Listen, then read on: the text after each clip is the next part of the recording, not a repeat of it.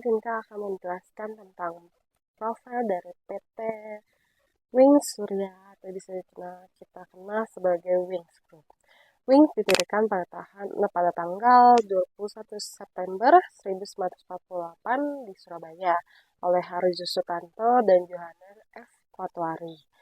Merupakan salah satu produk terpercaya di Indonesia yang memproduksi produk perawatan pribadi, rumah tangga, makanan, dan minuman yang berkualitas tinggi.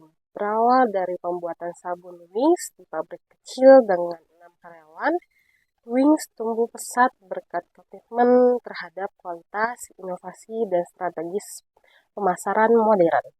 Kesuksesan dimulai pada tahun 1971 berkolaborasi dengan perusahaan Jepang seperti Lion, Glico, dan juga Halbe. Wings menghadirkan merek seperti Citaden, Mama Lemon, Mie Sedap, dan juga Potabi. Kini dengan teknologi manufaktur yang canggih dan juga jaminan kualitas tinggi, Wings terus memimpin pasar dan melayani keluarga Indonesia selama lebih dari 70 tahun.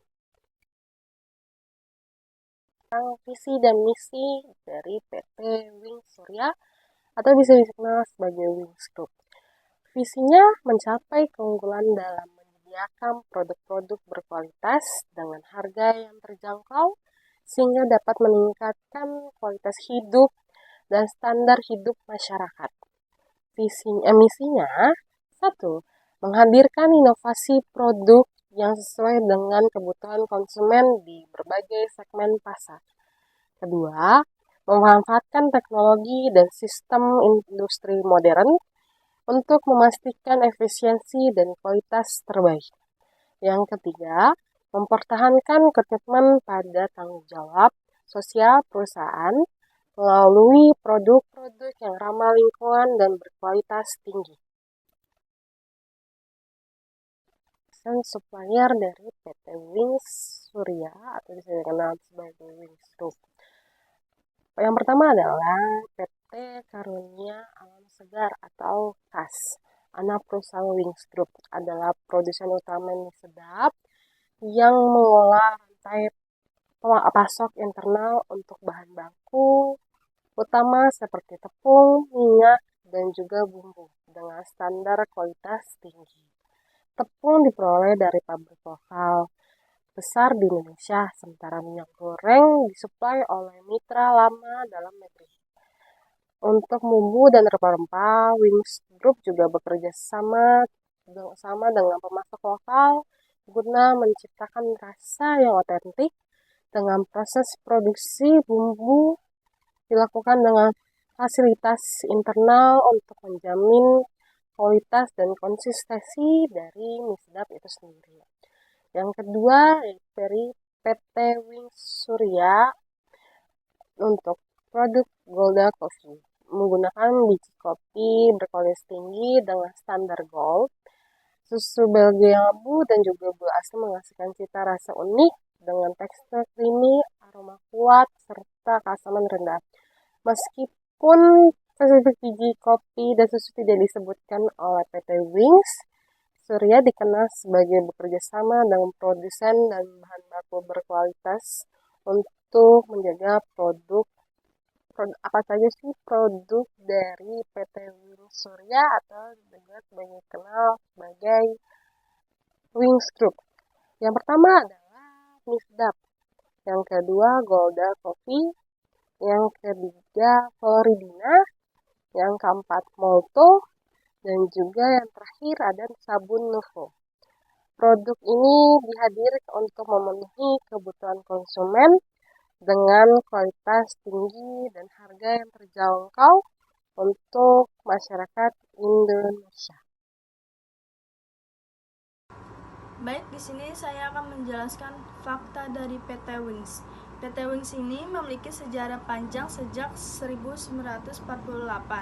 Sukses menjadi pemain besar di pasar nasional dan internasional dengan ekspor kelebihan dari 90 negara.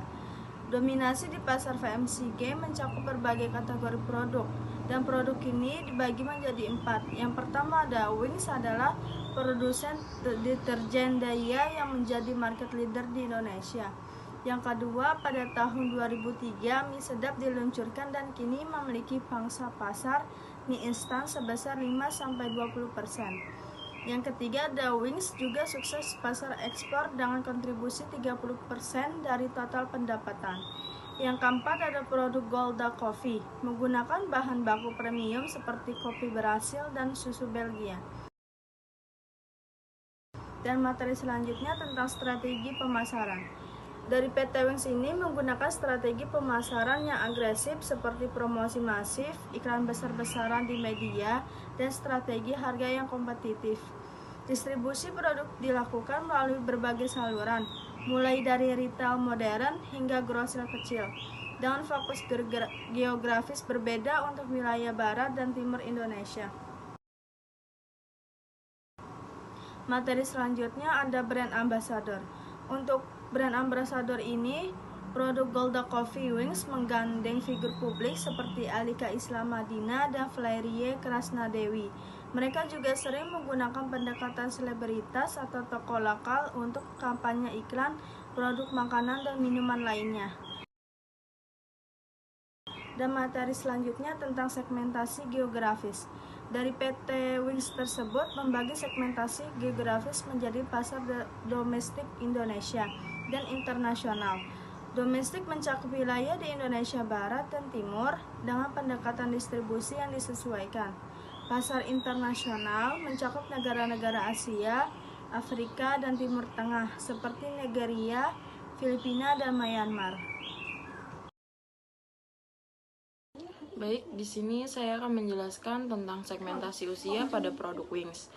Produk Wings menargetkan berbagai kelompok usia, yaitu contoh produk Golda Coffee untuk generasi muda yang lebih aktif, seperti anak-anak, yaitu produk Wings, produk minuman manis seperti Just Juice. Kedua, ada remaja dan dewasa muda, yaitu produk mie instan, minuman RTD seperti Golda Coffee dan Floridina. Untuk yang dewasa, yaitu contohnya produk pembersih rumah tangga, deterjen, dan kamar mandi. Selanjutnya, saya akan menjelaskan tentang segmentasi pasar pada produk Wings. Produk Wings seperti mie sedap, fokus pada kelas bawah hingga menengah. Sementara lini premium seperti Golda Coffee menyasar segmen yang lebih modern. Wings berbagai pasar berdasarkan kebutuhan konsumen. Yang pertama ada kelas bawah hingga menengah untuk produk seperti mie sedap dan Soklin. Yang kedua ada pasar premium dengan produk seperti Golda Coffee. Dan yang ketiga itu ada pasar internasional dengan produk seperti Soklin dan mie sedap Supreme. Selanjutnya saya akan menjelaskan tentang advertising pada produk Wings. Wings menginvestasikan anggaran besar untuk iklan, seperti pengeluaran sebesar 5,6 miliar rupiah untuk memasarkan mie sedap pada tahun pertama peluncuran. Wings juga fokus pada pemasaran melalui televisi, media digital, dan media cetak. Kampanye iklan ini mereka sering menonjolkan keunggulan produk seperti kualitas bahan dan harga yang terjangkau. Selanjutnya yaitu ada logo dan tagline. Tagline seperti Get More Out of Life, Golda Coffee menunjukkan pesan produk mendukung gaya hidup aktif dan modern. Logo dan tagline terbagi menjadi dua. Yang pertama itu adalah logo Wings, mencerminkan simbol sayap yang menggambarkan visi perusahaan untuk terus berkembang. Yang kedua itu ada tagline, seperti lebih sedap dan lebih mantap, digunakan untuk mie sedap, sementara Get More Out Life menjadi slogan Golda Coffee. Yang pertama tentang segmentasi psikografis, yaitu teknik pemasaran yang membagi konsumen berdasarkan karakteristik psikologis dan gaya hidup. Tujuannya adalah untuk memahami perilaku, minat, dan nilai-nilai serta konsumen sehingga dapat menawarkan produk atau jasa yang sesuai dengan kebutuhan mereka. Adapun faktor-faktor yang dipertimbangkan dalam segmentasi psikografis, yang pertama adalah kepribadian, sifat, sikap, dan perilaku individu. Yang kedua adalah gaya hidup, aktivitas, hobi, dan minat. Yang ketiga adalah nilai, keyakinan, dan prioritas. Yang keempat, pembelian, perilaku pembelian, kebiasaan, dan preferensi. Segmentasi berdasarkan pendapatan dan pendidikan adalah segmentasi berdasarkan pendapatan dan pendidikan, teknik pemasaran yang membagi konsumen berdasarkan kemampuan ekonomi di tingkat pendidikan. Yang pertama adalah pendapatan rendah, yaitu konsumen dengan pendapatan di bawah rata-rata. Yang kedua, pendapatan menengah, konsumen dengan pendapatan rata-rata. Yang ketiga, pendapatan tinggi, yaitu konsumen dengan pendapatan di atas rata-rata. Segmentasi berdasarkan pendidikan. Yang pertama, pendidikan dasar, yaitu konsumen dengan latar belakang pendidikan dasar. Yang kedua, pendidikan menengah, konsumen dengan latar belakang pendidikan menengah. Yang ketiga, pendidikan tinggi, konsumen dengan latar belakang pendidikan tinggi. Selanjutnya, targeting. Targeting adalah proses memilih segmen pasar yang paling potensial untuk ditargetkan. Adapun langkah-langkah targeting, yang pertama, identifikasi segmen, yaitu menentukan segmen yang sesuai dengan produk atau jasa. Yang kedua, analisis segmen, yaitu menganalisis karakteristik perilaku segmen. Yang ketiga, pemilihan segmen. Pemilihan segmen yang paling potensial. Positioning adalah proses menciptakan produk atau jasa di benak konsumen. Tujuannya adalah untuk membedakan produk atau jasa pesaing. Strategi positioning yang pertama adalah positioning berdasarkan atribut, menekankan keunggulan produk. Yang kedua, positioning berdasarkan manfaat, menekankan manfaat produk. Yang ketiga, positioning berdasarkan emosi, menekankan emosi yang terkait dengan produk. Selanjutnya, tantangan perkembangan. Tantangan perkembangan dalam pemasaran adalah 1. Perubahan perilaku konsumen. Konsumen semakin sadar dan kritis. Yang kedua, persaingan pasar. Persaingan antar perusahaan semakin ketat. Yang ketiga, teknologi digital. Perubahan teknologi mempengaruhi perilaku konsumen. Yang keempat, keterlibatan sosial konsumen, semakin peduli dengan isu sosial lingkungan. Dengan memahami segmentasi fisikografis, segmentasi berdasarkan pendapatan dan pendidikan, targeting, positioning, serta tantangan perkembangan perusahaan dapat menciptakan strategi pemasaran yang efektif dan efisien untuk meningkatkan penjualan loyalitas konsumen. Oke teman-teman, terima kasih sudah menonton videonya.